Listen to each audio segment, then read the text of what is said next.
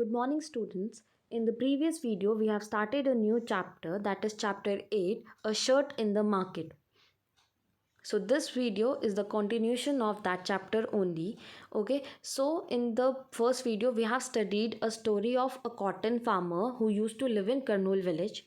Then we studied a second story, that was the cloth market of Erode. And through that we came to know about a system, that is putting out system.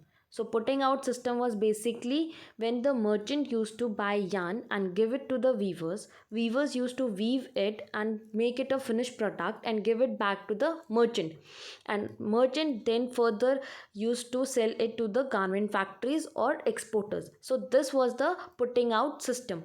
So now we are going to start our new topic, that is weavers cooperative. Okay, so our topic is weavers cooperative. Now what is weavers cooperative? What is the meaning of cooperative? Cooperative means when we used to work together in a group. Okay, when we work in a group, it is known as cooperative. So now the topic is weavers cooperative, how the weavers came together to work and how they get benefit with this. Okay, we have seen that the weavers are paid very little by the merchant under the putting out system.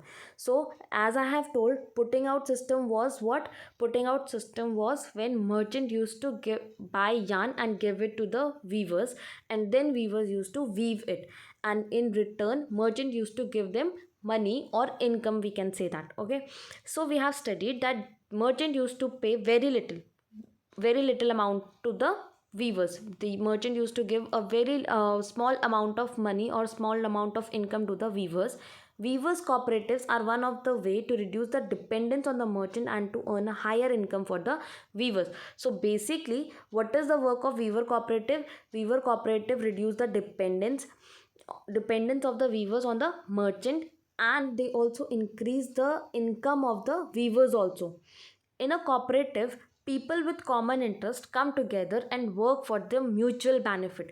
Now, what is cooperative? Cooperative means when people who have some same interest of doing work, they used to come together and to do the work according to their benefit. In a weavers cooperative, the weavers form a group and take up certain activities collectively. Now in weavers cooperative, all the different kinds of weavers used to form a group and they take certain activities, they used to do certain things, and they used to get benefit mutually. They procure yarn from the yarn dealer and distribute it among the weavers. Now what they used to do, they used to buy yarn themselves. In putting out system, we studied that yarn is given to the weavers by merchant, but in this weavers cooperative, here the weavers used to buy yarn for themselves and distribute it among themselves only. The cooperative also does the marketing, so the role of the merchant is reduced and weavers get a fair price of the cloth. And the marketing system means when the cloth is prepared and when it becomes a finished product, then it has to be sold in the market. So the marketing system is also done by cooperative, and in that way the weavers used to get the real price of their cloth, the real amount which they have to get, they will get by this. At times, the government helps the cooperatives by buying clothes from them at a reasonable price. And sometimes, government also used to help these cooperative societies so that weavers can get a reasonable amount for their work. For instance, the Tamil Nadu government runs a free school uniform program in the state. The government procures the clothes for this program from the Power Loom Weavers Cooperative. Similarly, the government clothes buys cloth from the handloom weavers cooperative and sell it through stores known as co-optics. You might have come across one of these stores in your town. Now they have given us an example of Tamil Nadu government. Okay, Tamil Nadu government, what Tamil Nadu government did, they buy a free school uniform program. They started a program, free school uniform program, and in that they used to buy the clothes which is made by weavers cooperative. Government buys clothes from handloom weaver plus power loom weaver. They used to buy clothes which is weave from power looms and from hand looms. Okay, हाथ से बनाया हो या power loom हो, वो दोनों तरीके से जो हमारे वीवर्स थे, क्लॉथ वीव्स करते थे, वो वैसा ही जो था वो ले लेते थे and sell it through stores known as co-optics, and they have made a store which name as co-optics, and they used to sold those things there only. Okay, now come to the next topic, that is the garment exporting factory near Delhi. Now there is a garment exporting factory which is near Delhi. We are going to study about that factory. The Erode merchant supplies the cotton cloth produced by the weavers to a garment exporting factory near Delhi. Now the Erode merchant. Who are the Erode merchant? The merchant who weaves cloth and then sell it to the merchant. So जो Erode merchant होते हैं वो क्या करते हैं, वो cotton cloth जितने भी प्रोड्यूस किए जाते हैं, जो वीवर्स ने प्रोड्यूस किए होते हैं, वो उसको लाते हैं गारमेंट फैक्ट्री में और वहाँ पे आके उसको एक्सपोर्ट करते हैं. ठीक है, गारमेंट एक्सपोर्टिंग फैक्ट्री कहाँ है? दिल्ली के पास. The garment exporting factory will use the cloth to make shirts. Now the garment exporting factory जो है वो क्या करेगी, इन क्लोथ्स का यूज़ करेगी ताकि वो शर्ट बना सके. ठीक है, शर्ट प्रोड्यूस कर सके. The shirt will be export to foreign buyers. और उसके बाद जब वो बन के रेडी हो जाएगा तो वो जो शर्ट्स है उसको क्या करेंगे, वो लोग फॉरेन बायर्स को दे देंगे. ठीक है, एक्सपोर्ट यानी कि जब आपकी कंट्री से सामान जो है, कोई भी गुड्स जो है जब आपकी कंट्री से आउट ऑफ कंट्री जाता है, that is known as export. Among the foreign buyers are business person from the US and Europe who run a chain of store.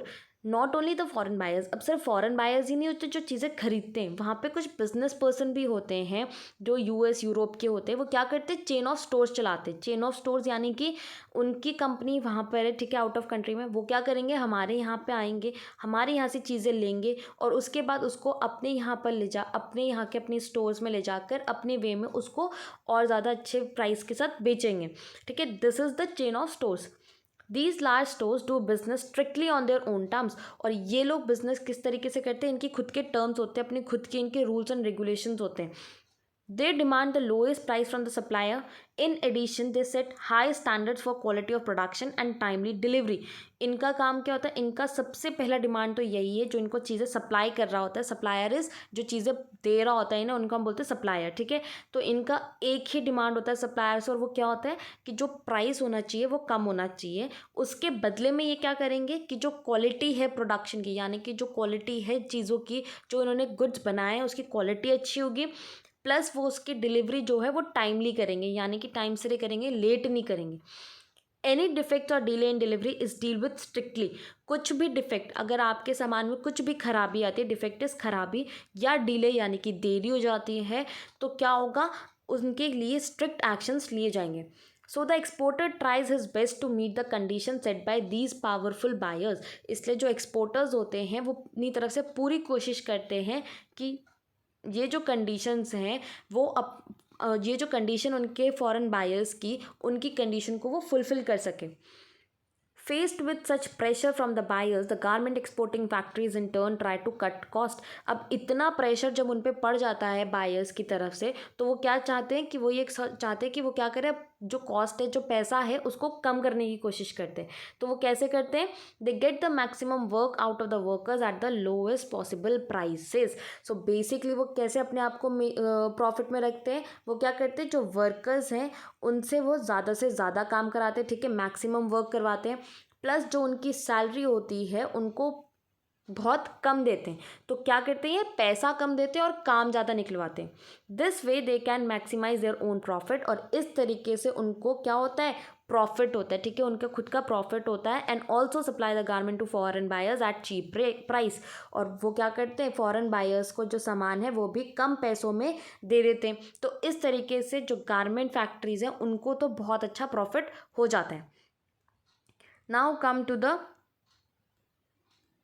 next page, that is the Impex garment factory has 70 workers. Now there is an example of a garment factory that is named as Impex garment. Impex garment factory क्या है, उधर 70 workers हैं. Most of them are women. उनमें से बहुत सारी कौन है, विमेन है. Most of these workers are employed on a temporary basis and the employers are on temporary basis, वहाँ के जो एम्प्लॉयर्स है वो टेम्परेरी बेसिस पर है। टेम्परेरी बेसिस का मतलब क्या होता है? This means that whenever the employer feels that a worker is not in needed the worker can be asked to leave. So basically temporary basis का मतलब क्या होता है? जब अगर एम्प्लॉयर को ये लगता है कि वर्कर जो है उसकी ज़रूरत नहीं है, तो उस वर्कर को कहा जाता है कि ठीक है, अब आप यहाँ से छोड़कर जा सकते हो। Workers wages are fixed according to their skills. Workers की जो वेजेस है वो उनके स्किल्स के अकॉर्डिंगली ही फिक्स्ड की जाती है। The highest paid among the workers are tailor. सबसे ज़्यादा जिसको मिलता है वो कौन होता है? टेलर होता है, ठीक है, जिसकी सैलरी कितनी होती है? 3000 पर मंथ। पर मंथ उसको कितना मिलता है? 3000। Women are employed as helpers for thread cutting. Women का काम क्या होता है? उनका काम होता है कि उन्हें थ्रेड कटिंग यानी कि धागा काटना होता है, बटनिंग यानी कि शर्ट की बटन्स लगाना, आयरनिंग यानी कि प्रेस करना, पैकेजिंग मतलब जो आपका प्रोडक्ट है रेडी हो गया उसको पैक करना है। और ये सारा काम जो है उसमें बहुत ही कम वेजेस का यूज़ होता है, इसलिए विमेंस को ये लोग उस पर्टिकुलर काम में रखते हैं। फिर बढ़ते हैं हम आगे। द नेक्स्ट टॉपिक है हमारा, वो क्या है? The shirt in the United states. अब हमने ये तो पढ़ा कि हमारी कंट्री में किस तरीके से चीज़ों का प्रोडक्शन हो रहा है, किस तरीके से चीज़ें जो है मार्केट में पहुंच रही है। अब हमें ये पढ़ना है कि जब हमारा जो प्रोडक्ट है वो रेडी हो गया था, अब वो एक्सपोर्ट हुआ है, अब एक्सपोर्ट होके वो यूएस के एक शॉप में गया है, तो वहाँ पे वो चीज़ें किस तरीके से सेल की जा रही है। A number of shirts are on display at a large clothes shop in the United States and are priced at $26. That is, each shirt sells for $26 or around rupees 1800. सो अब इसमें क्या बोला है कि हमारा जो यूनाइटेड स्टेट्स है वहाँ पर एक शॉप है, ठीक है, जहाँ पर शर्ट जो है वो डिस्प्ले पे रखी गई है, शर्ट जो दिखाई जा रही है। उन्होंने क्या करा है कि सारी शर्ट्स जो है उन्हें क्या करा, $26 पे वो बेच रहे हैं, ठीक है। पर शर्ट का जो प्राइस है अकॉर्डिंग टू यूएस कितना है? $26। और वो अकॉर्डिंग टू इंडिया कितना हो गया? ₹1800। तो यहाँ अकॉर्डिंग टू इंडिया एक शर्ट जो है वो 1800 का यूएस में शर्ट बिक रहा है, ठीक है। अब इन्होंने बोला है कि यहाँ पर एक शर्ट का इन्होंने डायग्राम दिया है, ये देखो ये जो शर्ट है इसका डायग्राम दिया है। हमें क्या बोला है? इसके थ्रू हमें कुछ ये फिल इन द ब्लैंक्स जो है इसको फुलफिल करना, तो हमें ये फिलअप्स पहनने, ठीक है। The business person purchase the shirt from the garment exporter in Delhi for rupees dash पर शर्ट। तो बिजनेस पर्सन ने जो है उसने ये शर्ट खरीदी है गारमेंट एक्सपोर्टर से, कितने रुपीज़ में? 300, ठीक है। कितने रुपीज़ में खरीदी है? 300। He then spend rupees dash for advertising in the media. अब हमने अपने प्रीवियस चैप्टर में, फिर से रिकॉल करो, प्रीवियस चैप्टर जो था हमारा अंडरस्टैंडिंग मीडिया, ठीक है, उसमें हमने क्या पढ़ा था कि जो बीच बीच में एडवर्टाइजमेंट आती है वो किस लिए आती है? वो इसलिए आती है ताकि जो हम लोग हैं, नॉर्मल लोग हैं, बायर्स जो हैं, वो उस एडवर्टीजमेंट को देखें और उसके बाद उसे खरीदें। तो ठीक है, वैसे ही अब उसने क्या किया, बिजनेस पर्सन ने अपनी जो शर्ट थी उसका एडवर्टीजमेंट किया मीडिया में। देखो अब हमारे जो चैप्टर्स है वो कैसे लिंक्ड हो रहे हैं ना। तो अब उसने क्या बोला है, उन्होंने एडवर्टीजमेंट किया है मीडिया में, और कितने का किया है? ₹400, ठीक है। 400 का एडवर्टीजमेंट हो गया। एंड अनदर रुपीज़ पर शर्ट ऑन स्टोरेज। अब स्टोरेज के लिए उन्होंने और शर्ट्स रखी थी, कितने रुपीज़ की? 200 की। Display and all other charges, thus the cost to this person is ₹900 while he sells the shirt for ₹1800. Rupees dash is his profit on one shirt. If he is able to sell a large number of shirts, his profit will be higher. अब क्या हो गया देखो कि उसको कितने का profit हो गया? टोटल 900 का प्रॉफिट हो गया उसको, ठीक है। 900 का प्रॉफिट हो गया। उसने शर्ट जो है उसको कितने में सेल करी थी? 1800 में। और हमारा जो टोटल खर्चा आ रहा है वो कितना हो गया? 900 का। उसका टोटल, हमारा टोटल खर्चा जो है, टोटल एक्सपेंसेस जो है वो कितने लगे? 900 लगे, ठीक है। 900 लगने के बाद अब उसने कितने का सोल्ड किया? एक शर्ट 1800 का। Still he is getting profit of 900। सो ये इसको प्रॉफिट मिला, ठीक है। अब आगे बढ़ते हैं। The garment exporter sold the shirt eight 300 per price. The cloth and other raw material cost him ₹100 per shirt. The workers' wages cost another ₹25 per shirt. The cost of running his office came to ₹25 per shirt. Can you calculate the profit per shirt for the garment exporter. अब इन्होंने आगे एक और garment exporter का दिखाया, ठीक है। अभी तक हमने किसका पढ़ा था, बिजनेस पर्सन का, जिसने एक्सपोर्ट की थी चीज़ें। अब हम पढ़ेंगे गारमेंट फैक्ट्री का।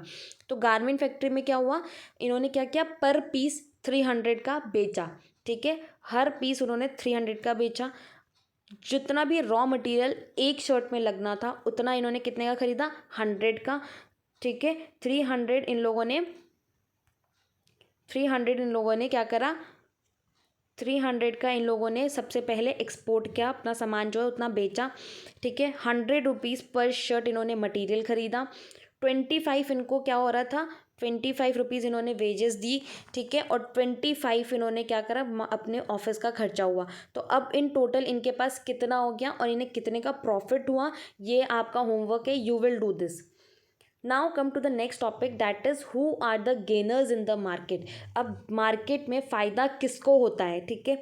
अ chain of market links with the producer of cotton to the buyer to the shopkeeper. तो चेन ऑफ मार्केट में स्टार्ट कहाँ से होता है, हमारा प्रोड्यूसर से, और एंड कहाँ पर होता है, बायर्स तक, ठीक है।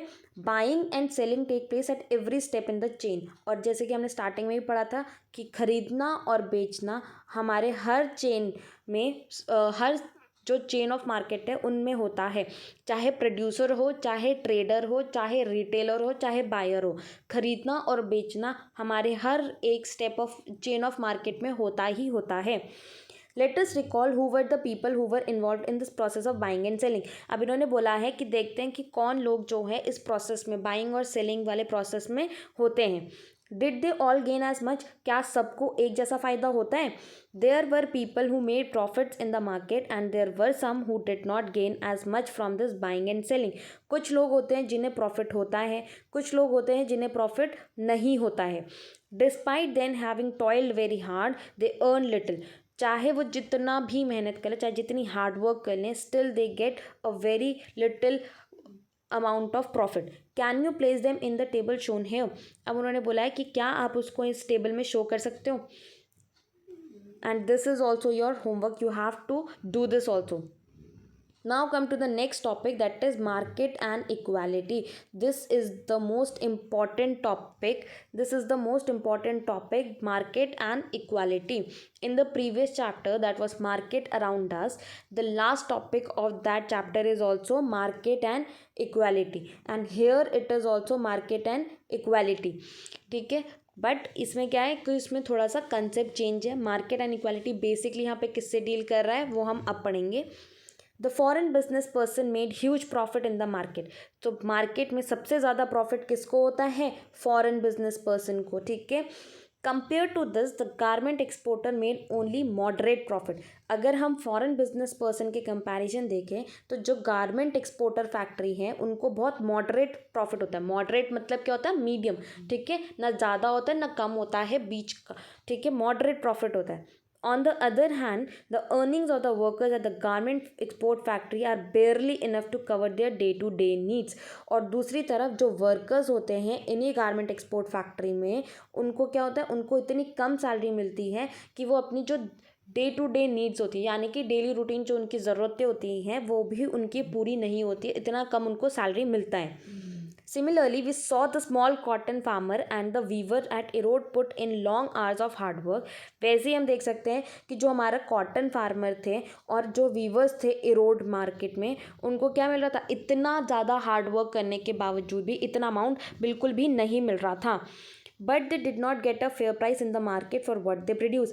इसलिए उन्हें जो फेयर प्राइस था वो मिल ही नहीं रहा था मार्केट में जो उन्होंने प्रोड्यूस किया, जबकि उनका प्रोडक्शन सबसे इंपॉर्टेंट था। जब तक कॉटन नहीं बनता तब तक क्लोथ्स नहीं बनते, और जब तक क्लोथ्स नहीं बनते, क्लोथ्स बनाने के लिए वीवर्स ना होते तो क्लोथ्स ना बनता, ठीक है। जबकि इतना मेहनत वाला काम जो था इन्हीं का ही था और इन्हीं को ही सबसे कम प्राइस मिलता था।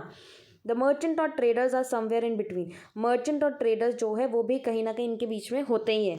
Compare to the weavers they have earn more but it is still much less than the exporter. और अगर हम कंपेयर करें मर्चेंट और ट्रेडर्स को तो वीवर्स के कंपैरिजन उनने क्या करा है, अर्न तो किया है ज़्यादा, पर एक्सपोर्टर के कंपैरिजन उनका अर्निंग जो है वो कम है। दस not every one gains equally in the market. तो इन इन लास्ट हमें क्या पता चला कि जो भी लोग मार्केट में प्रेजेंट हैं, हर किसी को एक तरीके से प्रॉफिट नहीं होता है। Democracy is also about getting a fair ways in the market. Democracy का मतलब क्या होता है कि मार्केट में सबको एक जैसा प्राइस मिले, ठीक है। वेदर इट इज़ कांता और Swapna, if families don't earn enough, how would they think of themselves as equal to others. अब इन्होंने बोला है चाहे वो कांता हो चाहे वो स्वप्ना हो, ठीक है, अगर दोनों ही फैमिली एक सा नहीं अर्न कर रही है तो फिर उनका क्या फ़ायदा इतना हार्डवर्क करने का। On one hand, the market offers people opportunities for work and to be able to sell things that they grow or produce. It could be the farmer selling cotton or the weaver producing cloth. और दूसरी तरफ हम क्या बोलते हैं कि market जो है वो लोगों को अपॉर्चुनिटीज़ देता है, मौके देता है। अपॉर्चुनिटीज़ मतलब मौका, ठीक है, मौके देता है कि वो अपना जो काम है उसको और ज़्यादा ग्रो कर सके और ज़्यादा अच्छा बना सके, ठीक है। अब इसने बोला है कि चाहे अगर फार्मर है जिसने कॉटन प्रोड्यूस किया है वो उसको भी बेच सकता है, और जो प्रोड्यूसर है जिसने क्लोथ प्रोड्यूस किया है वो भी उसे बेच सकता है। On the other hand, it is usually the rich and the poor powerful that get the maximum earning from the market. और दूसरी तरफ क्या होता है कि जो भी रिच लोग होते हैं, जो भी पावरफुल लोग होते हैं, एट द एंड सबसे ज़्यादा अर्निंग किसकी होती है मार्केट में, उन्हीं लोगों की होती है। These are the people who have money and own the factories, the large shop, large land holdings etc. यही लोग होते हैं जिनके पास बहुत सारे पैसे होते हैं, इन्हीं की फैक्ट्रीज होती है, इन्हीं के बड़े बड़े शॉप होते हैं, इन्हीं की बहुत ज़्यादा लैंड्स होते हैं, बहुत ज़्यादा ज़मीन इन्हीं के पास होता है। The poor have to depend on the rich and the powerful for various things. और जो पुअर लोग होते हैं, जो गरीब लोग होते हैं, उन्हें क्या करना पड़ता है, they have to depend on these powerful people. They have to depend for loans, उन्हें किस किस के लिए डिपेंड होना पड़ता है, लोन्स के लिए। जैसे स्वप्ना थी, स्मॉल फार्मर थी, ठीक है, वो डिपेंड हुई थी किस पर, ट्रेडर पर, ताकि उसको पैसे मिले so that she can produce cotton. For raw materials and marketing of their goods, और रॉ मटेरियल्स यानी कि जो कच्चा सामान होता है उसके लिए, और अपने जो सामान बन के रेडी हो गया उसको मार्केट में बेचने के लिए भी उन्हें डिपेंड रहना पड़ता है। जैसे कि वीवर्स जो थे, हमने पुटिंग आउट सिस्टम पढ़ा था बिल्कुल उसी में। And most often for employment, और सबसे ज़्यादा किसके लिए, एम्प्लॉयमेंट के लिए, जॉब के लिए, नौकरी के लिए, ठीक है। जैसे कि जो गारमेंट फैक्ट्री में वर्कर्स थे। Because of this dependence the poor and exploited in the market, और इस डिपेंडेंस की वजह से जो गरीब लोग होते हैं उनका क्या होता है, एक्सप्लॉयटेशन होता है, यानी कि उनके साथ बिल्कुल भी अच्छा नहीं होता है। There are ways to overcome these such as forming cooperatives of producers and ensuring the laws are followed strictly. अब हम इन सारी चीज़ों से फिर भी ओवरकम कर सकते हैं, यानी कि ये चीज़ें जो हैं फिर भी ठीक हो सकती हैं अगर जब चीज़ें कोऑपरेटिव यानी कि ग्रुप में की जाए। जैसे हमने वीवर्स कोऑपरेटिव पढ़ा था, वैसे ही अगर हम ये सारी चीज़ें कोऑपरेटिव वे में कर सकते हैं तो ये चीज़ें जो है ओवरकम हो सकती है, और जो रियल लोग हैं जिनको इनका प्रॉफिट होना चाहिए उन्हीं को वो प्रॉफिट मिलेगा। In the last chapter we will read about how one such fish workers cooperative was started on the Tiver river. अब इन्होंने बोला कि जो हमारा लास्ट चैप्टर है, अब हम उसमें पढ़ेंगे कि किस तरीके से जो फिश वर्कर के कोऑपरेटिव्स थे, यानी कि फिश वर्कर का जो एक ऑर्गेनाइजेशन था जो साथ में मिलकर काम करता था तावा रिवर में, उनके बारे में पढ़ने वाले हैं हम लास्ट चैप्टर में, ठीक है। With this our chapter is end. Thank you so much students.